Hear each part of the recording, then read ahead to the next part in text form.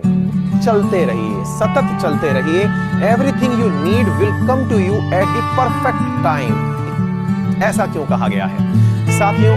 Once upon ए time मैं किसी बुद्धिजीवी व्यक्ति के साथ बैठा था, और बुद्धिजीवी काफी अच्छे बुद्धिजीवी, मैं नाम कोट नहीं करूंगा क्योंकि वो किसी ना किसी तरीके से शायद गलत हो जाए, लेकिन एक बार मेरा उनसे विचार विमर्श चल रहा था और उनसे मैंने पूछा कि अपने आप को किसी लक्ष्य के लिए प्रेरित करने का क्या तरीका है। तो उन्होंने बड़े आसान शब्दों में कहा कि अगर आपको मिस्टर अंकित अवस्थी जयपुर से दिल्ली जाना है तो क्या आप जयपुर से दिल्ली पलक झपकते ही चले जाएंगे या फिर कोई सफर करना पड़ेगा, यानी कि केवल इमेजिनेशंस में जाएंगे या यात्रा भी करना पड़ेगी? मैंने कहा यात्रा भी करनी पड़ेगी।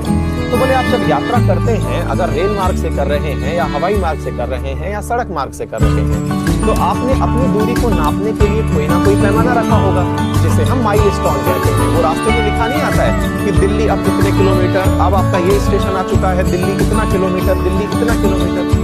तो साथियों, उनकी इस बात से मुझे एक समझ हुई कि अपन जब भी कोई कार्य करते हैं तो उसमें हम लोग सीधा सोचते हैं कि लक्ष्य तक पहुंच जाएं, लेकिन साथियों जब हम सफर करते हैं तो हम बाकायदा माइलस्टोन्स को फॉलो करते हुए जाते हैं। अगर हम छत पर चढ़ते हैं तो सीढ़ियों से चढ़ते हुए जाते हैं। कभी ऐसा तो है नहीं ना कि मैंने एक बार टांग खींची और मैं छत पर पहुंच गया, या मैंने टांग फैलाई और मैं दिल्ली पहुंच गया, ऐसा तो नहीं है।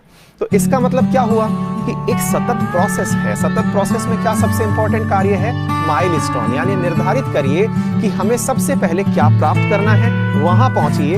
उसके बाद फिर अगला स्टेप निर्धारित करिए, वहां पहुंचिए। यानी कि आपके लक्ष्य में बहुत छोटे छोटे छोटे छोटे ऐसे जगह होनी चाहिए जहां पर पहुंचना पहले निर्धारित हो, उसके बाद आगे पहुंचा जाएगा।